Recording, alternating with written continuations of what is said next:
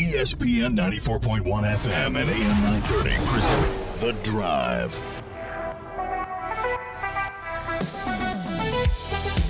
Welcome in. It is the Wednesday, August 17th edition. Your drive begins now on ESPN 94.1 and AM 930.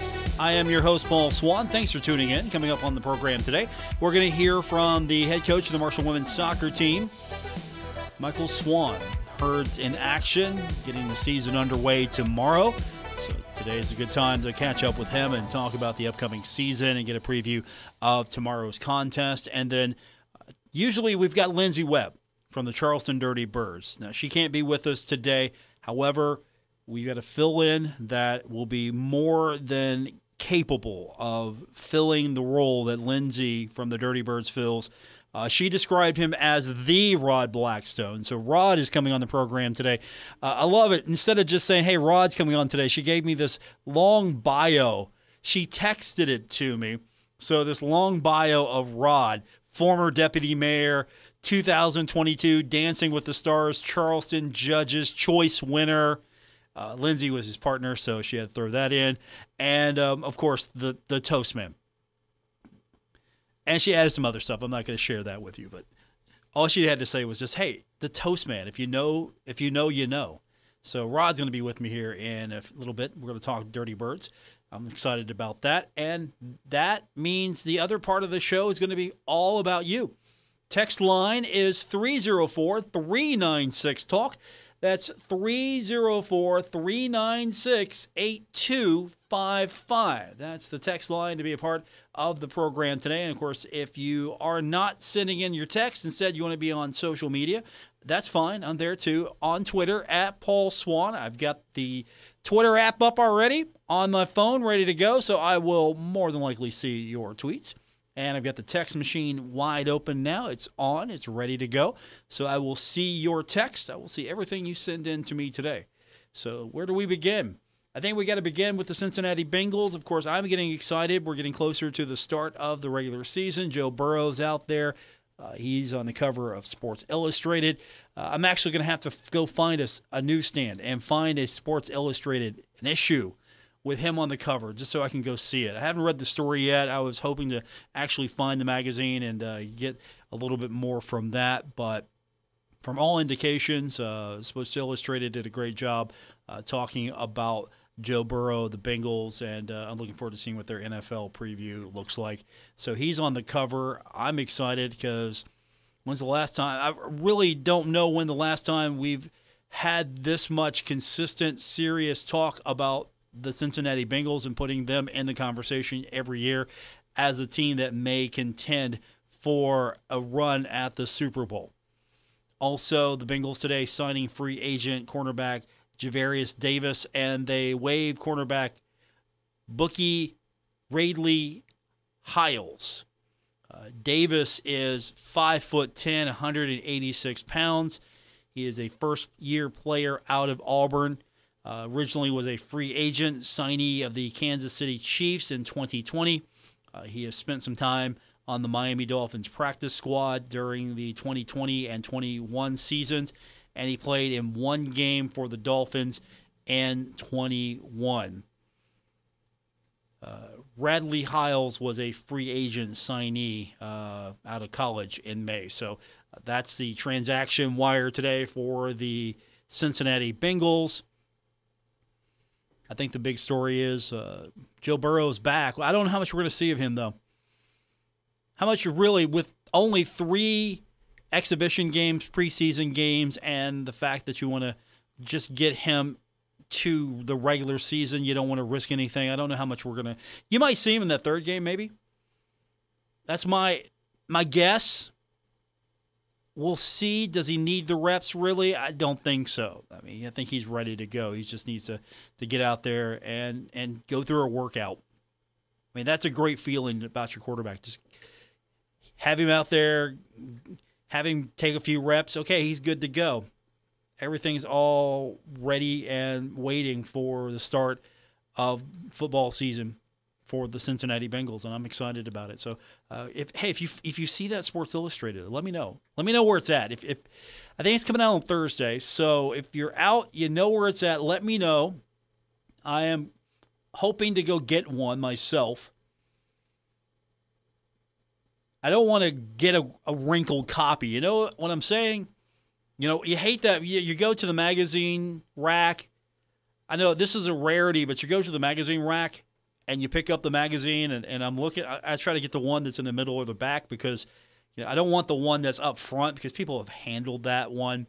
I figure if people are serious about buying one, they're going to try to get one from the back. If they just want to look at it, they're going to take the one that's up front because it's all wrinkled.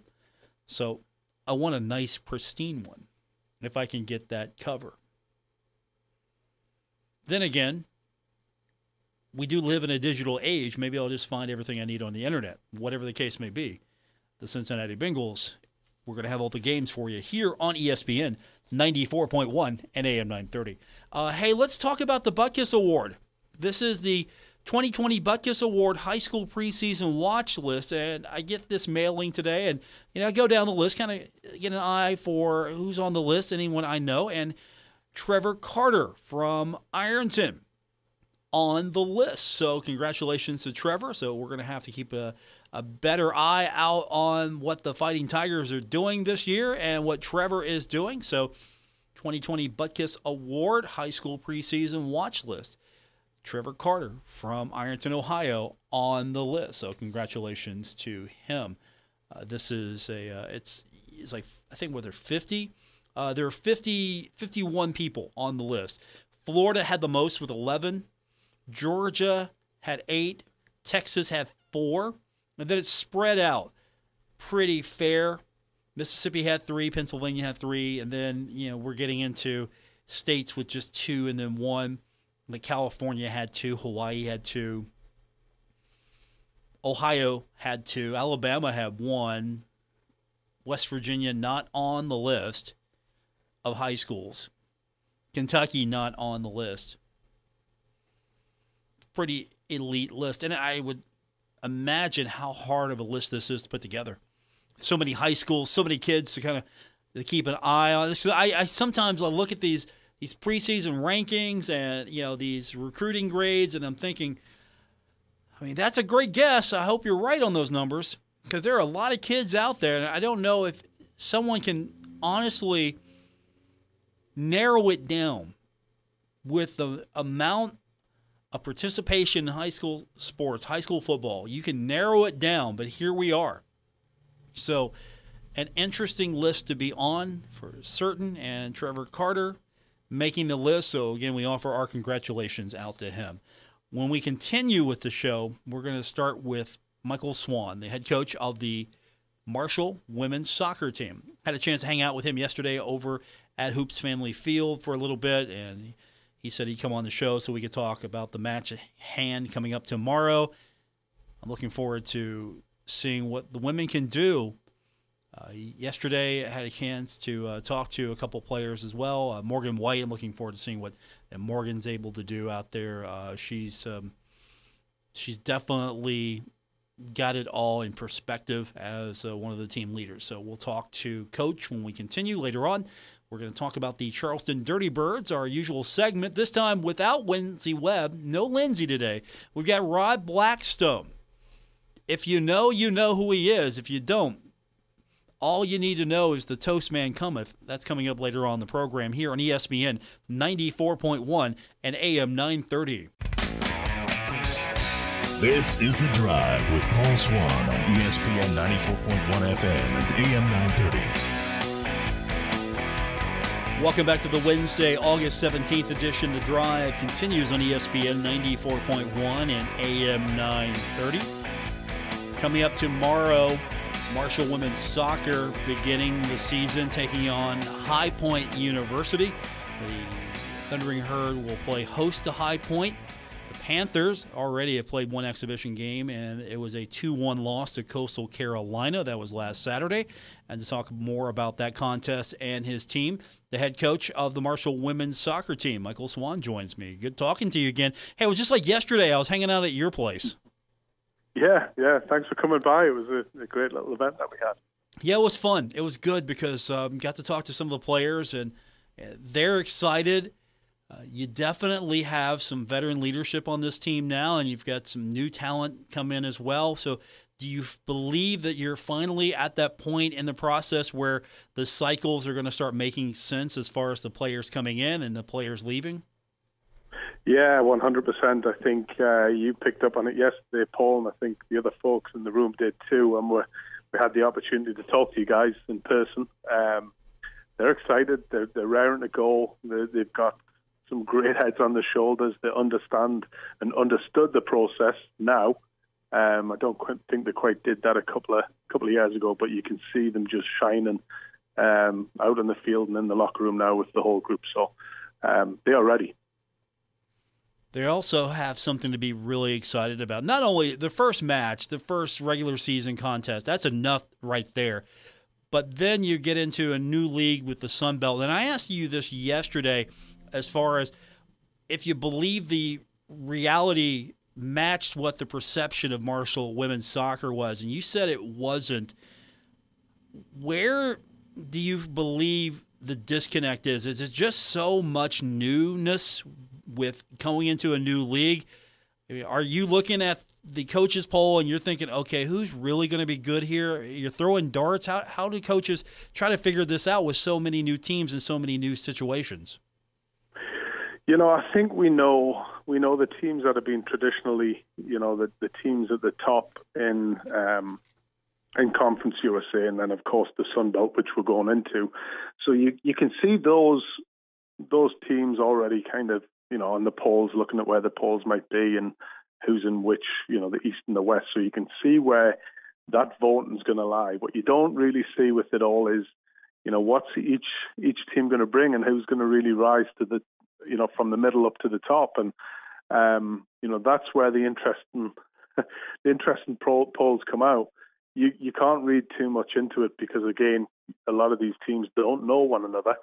They don't know what we've done in preseason, or they don't know what we've done with our recruiting. So I think it's a reflection of not knowing, but also looking at the past records and taking a wild guess at what it's going to be like a year from now. And I think that's a reflection of what we see. Personally, I don't think we're anywhere close to where they put us. It's seventh.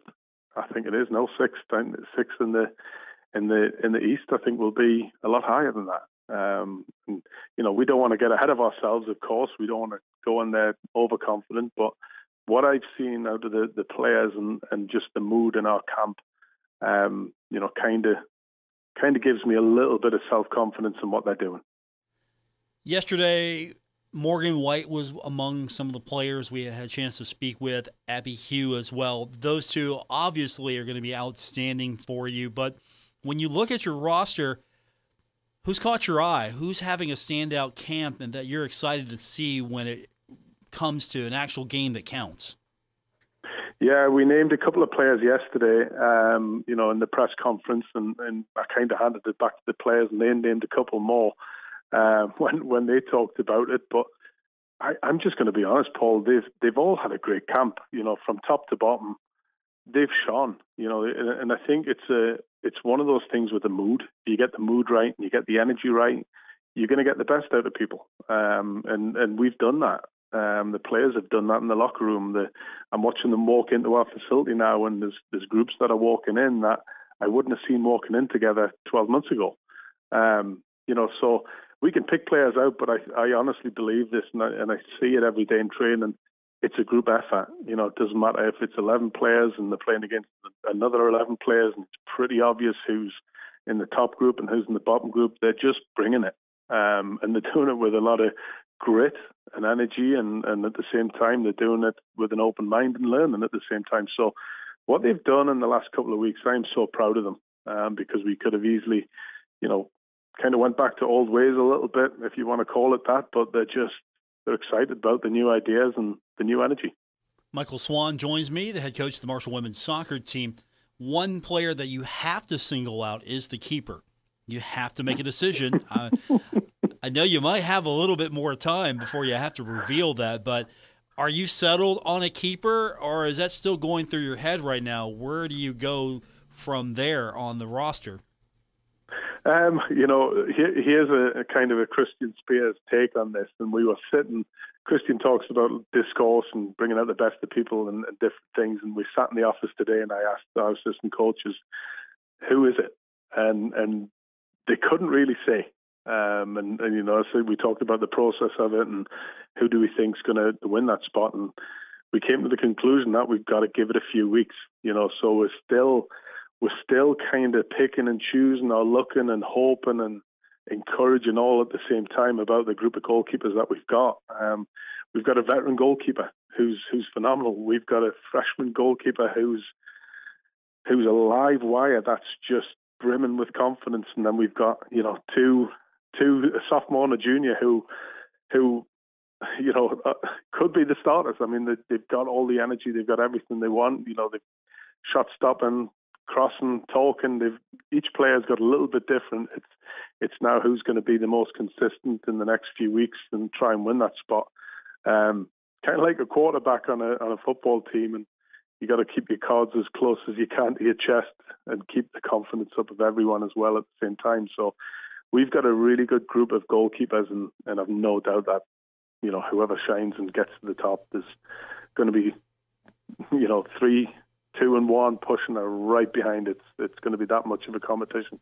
Okay, but if I had to say today, give me a name, would you give me a name? Just pick your favorite. No. Okay. I don't have one. My favorite is all 4 of them. They are exceptional individuals, and they are bringing the best out of each other. I joked yesterday with Abby and Morgan. You were sitting there, and they looked at me, and they didn't have an answer. We might do an exercise in the next hour to try and figure out who it might be on the practice field, but I don't think we're going to have the final answer for a week or so. Michael Swan's with me, the head coach of the Marshall women's soccer team. So I can't pin you down on your keeper just yet, but is that a situation? You mentioned football quarterback situation, but if you have 2 really good quarterbacks, do you have really a starting quarterback? More akin, though, to hockey, if you've got really good goaltending, you've got 2 really good goaltenders, you can maybe make a run. Is that sort of close to your situation, that you don't necessarily need one that's really better than the others? You just need them all to be really good and at that same level? Yes. Yeah, that's how we're going to treat the next 2 weeks. Is each one of them is going to be hopefully given an opportunity, bar injuries, bar a little bit of bad luck, whatever it might be, to either start a game, get in the game, get the experience that we need. We've got an amazing group. I can't speak enough about them and what they're doing in between the poles to just give us that confidence. It's kind of like, you said quarterback, I said quarterback, you said hockey. It's kind of like a pitching situation where you got 4 or 5 pitchers in a rotation. We might use that. I might call Coach Wags and try and figure out how he does that. But we're going to keep them fresh, keep their minds fresh at the same time, not get them to overthink the situation. There's not many programs in the country that can really sit down and go, man, we've got a clear, we've got a clear top 4. We've got a clear number 1 and we've got a clear number 2. We're different. We've got all 4 of them are right there in the mix. My guest is the head coach of the Marshall women's soccer team, Michael Swan. You've got High Point coming up tomorrow. This is a team that was picked second in the Big South coaches preseason poll. They're an NCAA team.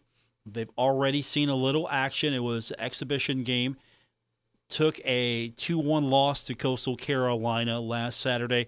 Have you had a chance to maybe look at that game, and is that really going to be an indicator of what you can expect tomorrow?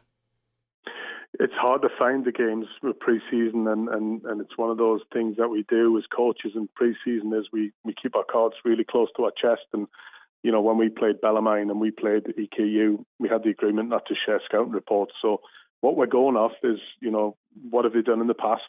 What have they got coming back? Who have they brought in? Can we find the right information on on our videos. Can we kind of guess, what they may present us? Luckily for me, I've seen some of these players play in North Carolina because we played them when I was at Charlotte. So I know a little bit about their style of play or what they did. Again, they're under new leadership, so that could change. So we're piecing that together on our scouting report. But what we're focusing on more than anything is the two weeks that we've had as a group and what we're good at and what we need to get better at. And that's really going to be the focus tomorrow night, is control the emotion, control the tempo, put the ball in the right areas that we can hurt the team and stop the other team, doing what we think they could be doing. I want to single out a couple of players. I know it's going to be hard for you, but I think we have got the right players to single out. What does Kat Gonzalez bring you?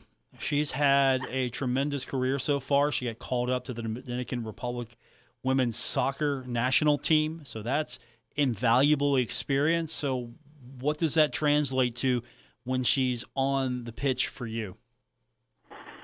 She so Kat, Kat, when she was with the Dominican, she scored the goal against Jamaica, and at the same time that was happening, the team was actually playing a game, and I was traveling back from Arizona on a recruiting trip, and we bumped into each other in the airport, and she's just stood there and said, "I want to go pro, I want to change my mentality, and I want us to have a great senior year."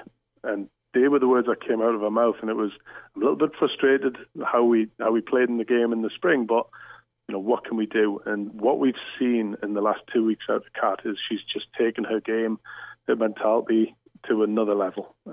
It's almost like she's prepping herself to try and make a career out of the game, and she can absolutely do that. She's enjoying the new players around her. You can see that. She's taken some of the younger players under her wing in training. You can see them giving advice, and she's got this creative side of a game that not many people have got. She can manipulate the ball, she can put spin on the ball, put it in the right places. Going into the final third, what she's also developed in the last probably 2 weeks, or I would say 6 months, is she's got this desire to win the ball back, and she's leading us in there. She's just got a different dimension to her game, and it's just filtering through the squad. So that's where she's taken it, and then what's happened with that is everyone's just jumped on the wagon, and we just keep going. I'm getting ahead of myself a little bit, but it's exciting. It's really exciting. It's kind of the things I envisioned when I came to Marshall, what this program could look like, and where we want to take it. And I can tell you, just the way we play, the kids are absolutely enjoying it. And the other one I want to single out, conference freshman team member Meg Jarvis, a new conference now, so we'll see how that translates. But how have you seen her improve from that freshman season? It's maturity again. It's these players that came here and got off the planes or got dropped off by their parents, and they've showed up on campus, and they've just got this different mentality, this different look about them. And for Meg, she's wanting to do video every day. It's this willingness to get better individually and to really get better as a team. Meg's got a different kind of way of doing things this fall. Is she's very much we're a passing team now. We're going to knock the ball around, and she's got a great way of holding it up. But what she's also doing is she's getting herself into these right areas to score goals. All freshmen, you don't get an all freshman team just because you're a freshman. It's because you got talent to go with it. And what she's done in preseason is she's taken it to a different level with, what can she do outside of the box?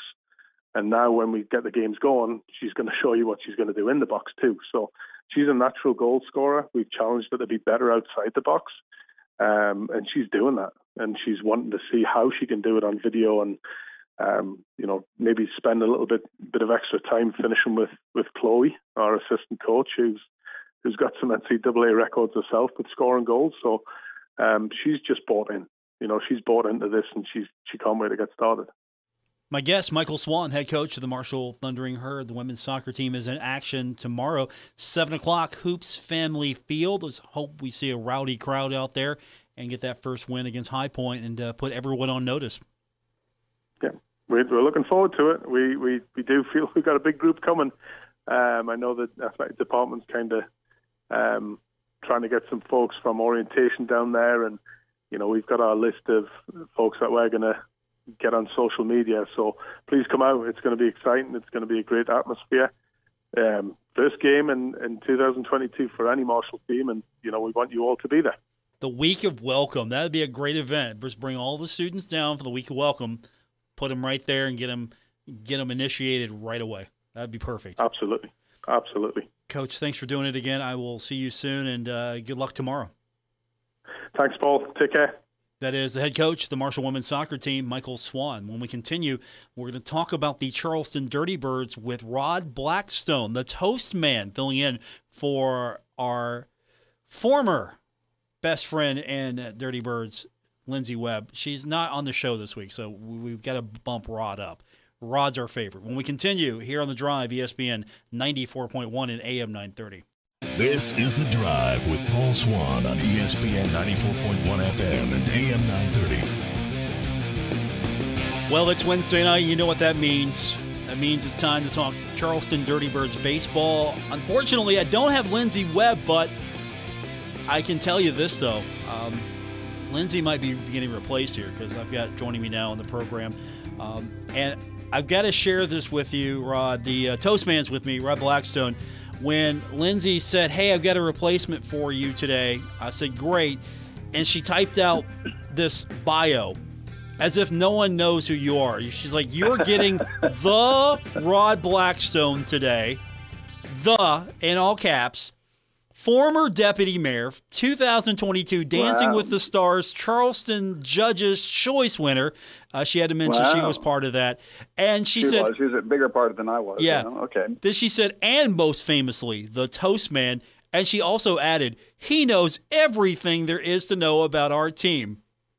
Oh, wow. That's high pressure. You know, raising expectations. In politics, all those years in politics, I learned to lower expectations so you could always exceed them or try to exceed them and then leave people thinking, wow, that was impressive, as opposed to, you set high expectations. You fall short and everybody's disappointed. So the pressure's on me. Oh, my gosh. Yeah, it's on you. But I like how she typed that out as if no one knows. If you know, you know. I mean, the Rod Blackstone. Doesn't mean everybody does. No, not everybody does. Okay. Not everybody is able to come over here as much as we'd like them to, and so they might never have experienced toast. They're welcome to. We're home tonight, tomorrow, through Sunday, every night through Sunday, and then next Tuesday, Wednesday, and Thursday. So there's plenty of baseball left here. So for the sake of argument, for those who have not experienced toast, what is that experience like? Well, it all started about a little more than 30 years ago, whenever we were sitting with home plate to our right and the visitors' dugout to our left. And somebody said, I don't think it was me, I think it was somebody else who just chanted at somebody who struck out for the other team, "You are toast." And we started cheering it and chanting it at every strikeout victim for the other team, not for the home team. And then in 1992, Dennis Bastine, who owned the Wheelers at that time, told me, "Hey, that's really cool that you're leading that cheer. Why don't you sit down in the front row, make toast at the ballpark, and wave it at them?" I'm like, all right. So we've been doing it for 30 years. 30 years of toast this year. So that's the basic gist of it. And then we also try to find other ways to distract the other team and also support the home team. We're cheering for our guys every single time they come up, and we're trying to do what we can to give the other team something to think about, so they might not be focusing quite as much on that next pitch or next play or whatever might be coming down the way. I wish we could translate that to football. I mean, we could get you a spot at Jones C. Edwards Stadium, plug you up a toaster if you need to. I wish we could translate that. I was a season ticket holder over there back in the late 90s. It was a good time to hold season tickets. Yeah, that was a good time to have tickets. It was, and it was a lot of fun, and got into the tailgate party scene that is really great over in Huntington too. So it was a lot of fun. Those were the fun years. In fact, here's a football story. I remember being out on the parking lot at halftime of one of the games, and J.R. House happened to be there, and it was J.R. House, who was a star quarterback from Nitro, who then also got drafted by the Pirates, and is still, I think he's the bench coach for the Reds right now, or at least he was the last time I checked. But JR was a really great guy, is a really great guy. And right around that time is when he got drafted. And I said to him, I'm so glad you chose baseball because so many people don't. And so we had an encounter on the parking lot at halftime of a Marshall game to thank him for choosing baseball back in like 1999 or 2000. Yeah, you're right. A lot of people don't choose baseball. Baseball is such a tough sport. It feels like to sell to kids these days, and hopefully that changes more with new baseball park finally going to be built for Marshall University. Of course, you've got some great college facilities in the state. Of course, Appalachian Power Park, a great destination, so it feels like baseball may be back on the upswing, at least in the Mountain State. Yeah, hopefully. I mean, when I was Little League age, everybody was playing baseball. When I was growing up, all the best athletes, especially the best African-American athletes, like Willie Mays and Hank Aaron and Willie McCovey and Lou Brock and Fergie Jenkins, run down the list, were choosing baseball. And that's changed over the years. And also, it is tougher to get all kinds of kids involved because there's so many things to do out there for kids these days. Now, I would say from a fan standpoint, purely from a fan standpoint, one of the great things about baseball is it is the best sport, I believe, to be able to engage in conversation with people because there's enough time in between pitches and in between big plays that you get to visit with friends and family and also join in some live action, clearly. And one of the things we do in the toast section is try to engage people in the game as much as possible. And I tell you what, this year has been just delightful. We've added to some new faces into the toast section who experienced it a few times last year and became season ticket holders because they had so much fun. And we really just built up some camaraderie. And some of my best friends in Charleston I met at the ballpark over the years, and we shared that baseball experience. So it's great for that. It's great to be able to bring out the families and friends. You don't have to know a lot about the games to understand what's going on. And to be able to just visit with folks and watch some action at the same time and maybe even wave a piece of toast at the opposing strikeout victim. Just don't eat the toast. You don't know where it's been. It's great you say that, and I'll tie into that. I got a book pitch today, and that ties right into it. 61% of adults struggle with loneliness, and sports is the antidote. Yes. It's where we find common ground, even in the polarized society that we have today. If you think about how longtime friendships are strained because one person likes this person, another person doesn't, or whatever, that baseball sports in general can be uniting, no matter what the politics are behind Marshall fans. They come together to cheer them on in the basketball season, football season, other seasons throughout the year because that becomes a uniter. And so there's absolutely some opportunities for camaraderie. And every once in a while, I'll say something political to somebody sitting next to me, and they'll look at me and say, at the ballpark, and they'll say, yeah, this is baseball. None of that, please. So. Fair. That's fair. That's a fair statement there. Exactly. Yeah, we're here to watch baseball. And that's even somebody who agrees with my politics. Nice. I like that even better. Rod Blackstone is with us. The Charleston Dirty Birds are in action. Usually Lindsay avoids my conversations when I say, hey, how'd the Dirty Birds do last night? She said that's fair game today with you and me. So yesterday sure. It was an 8-4 loss. Looked like the Dirty Birds were going to win earlier. I mean, they had an early lead. Yeah. Yeah, we had I thought we had their pitcher on the ropes. Unfortunately, we didn't do the knockout punch when we had the bases loaded and 1 out. I think it was the bottom of the second inning, and then our pitcher looked great. He was striking out a lot of people in the first two. And then they started walking some folks and hitting a few batters, and they scored 7 in the third inning and took a lead that we never overcame. But we still fought back, scored another run, put us in the position to be able to come within 4. But yeah, it was a little disappointing after it started so well. I thought we were headed for a victory, but that's part of baseball too. Sometimes that happens. And one of the things about baseball, somebody said this to me once, and I've been checking it every once in a while ever since. If you look at a box score, that the winning team scores as many or more runs in one inning as the losing team does all game. So baseball is a game of big innings. Last night was a good example of that. Tonight we hope to turn that around against the High Point Rockers.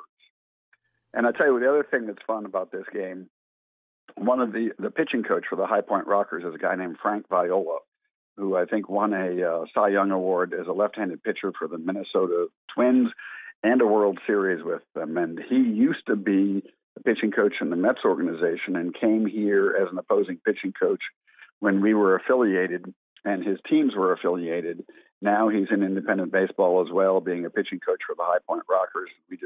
We have a lot of fun with Frank. He's a great baseball guy and just a great guy, and we'll share stories, and I'll even heckle him from my section and about leaving a pitcher in too long, and he'll just eat it right up and give it right back. So it's a lot of fun to have these people here and to have baseball here. Quincy Lattimore is playing for the High Point Rockers this week here in town. He played for the Power in 2009 as a rising star in the Pittsburgh Pirates organization, and has had a pretty good career, long professional career, has driven in 1,000 runs in professional baseball, and is one of the nicest people you'll ever meet. He's in North Carolina, so he's playing for a team that's close to his hometown. There's a guy named Logan Morrison who's playing for the other team tonight. He came up through Greensboro, had a long major league career, playing for the Marlins and the Phillies, and he's here this week, at least through tomorrow night. And then we'll have the Lancaster coming in, and then the Gastonia Honey Hunters come in next week.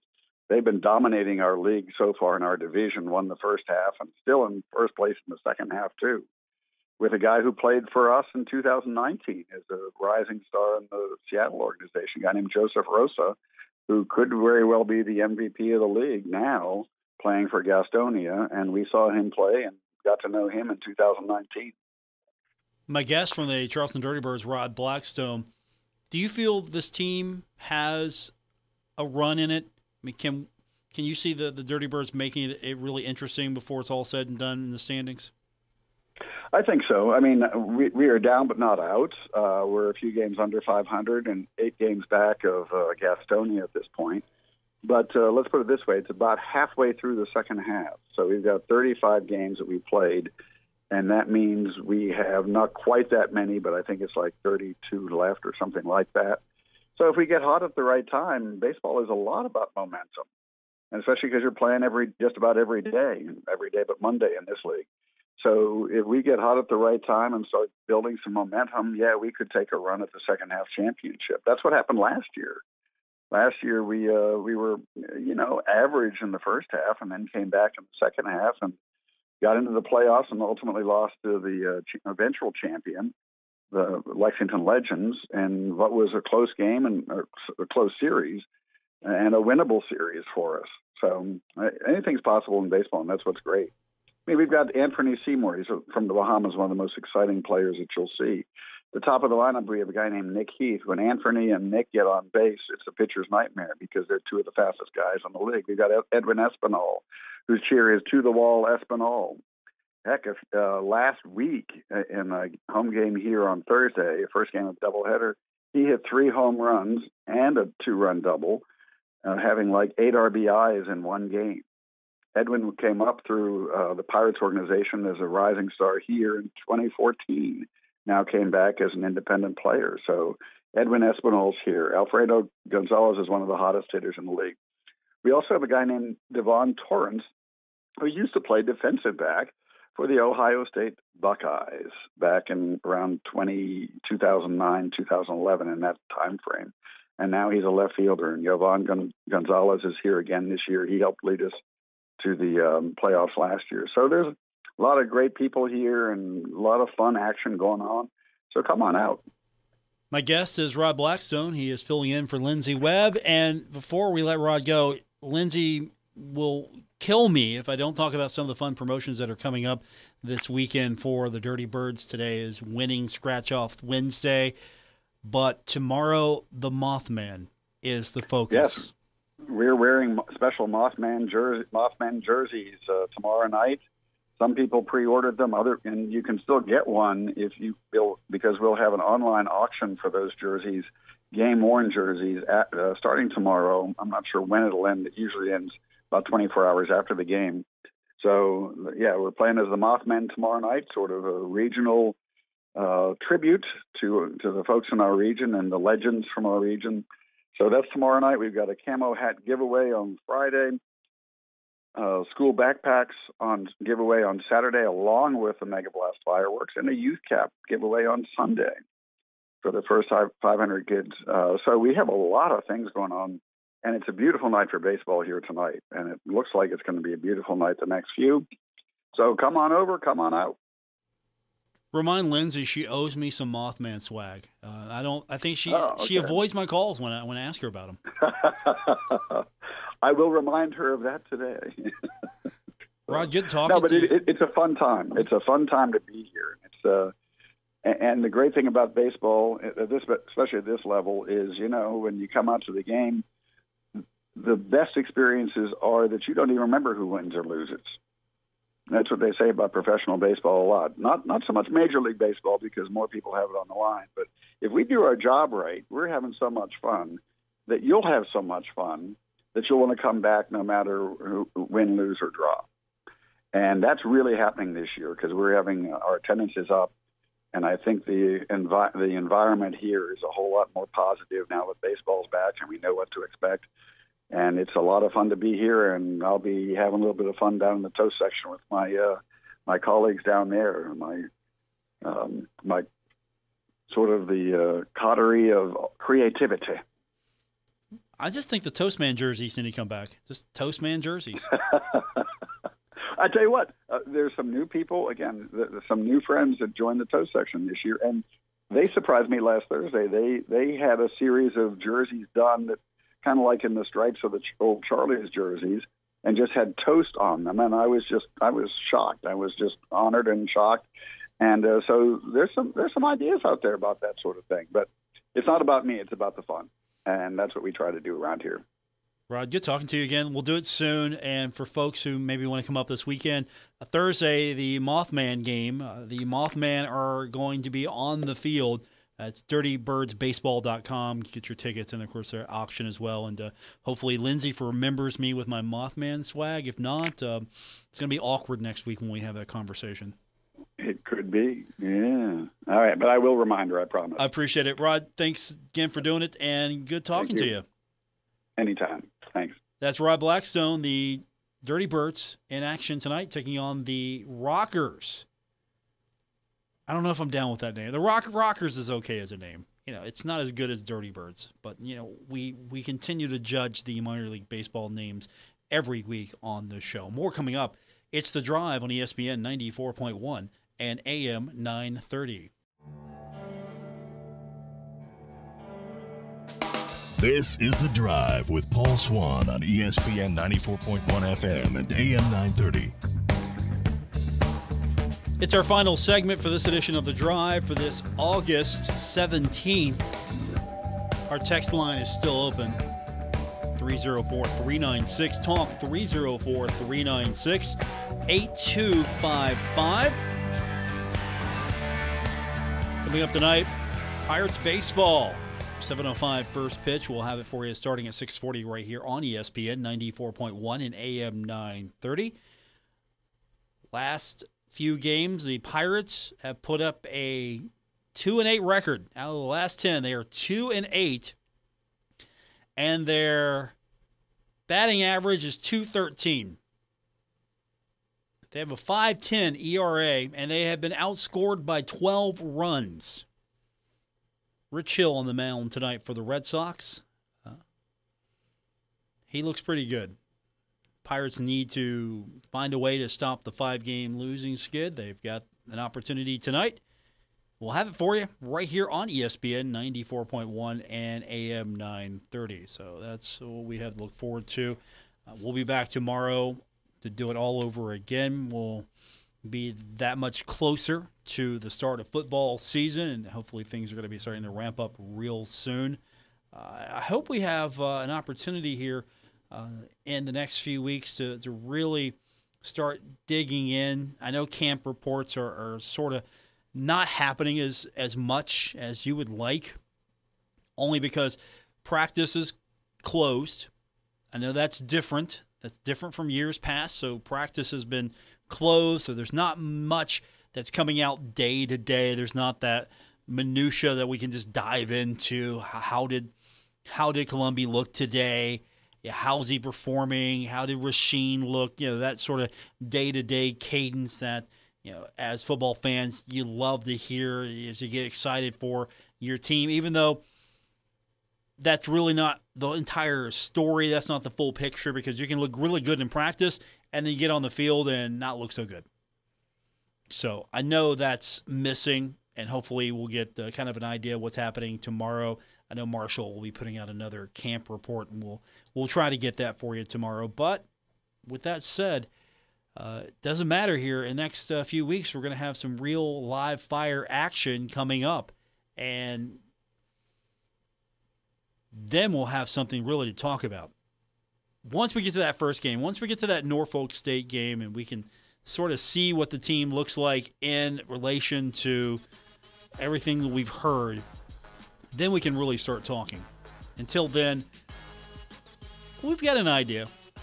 But I know I'm with you. I understand there as far as, you'd like to have more of a day-to-day from camp, or at least a more stream of information coming out. And, we'll get another update tomorrow from Marshall. And then Saturday's going to be fan day. Opportunity for you to go hang out and get some autographs and see the players and get excited about that. So that's coming up on Saturday. Don't forget, tomorrow there's soccer, Marshall in action. The women will be taking on High Point. Hope you can make it out to that. Have a great night, everyone. We'll talk to you tomorrow. WRBC Huntington, W227BS Huntington. This is your radio home for Pittsburgh Pirates baseball, ESPN 94.1 FM and AM 930.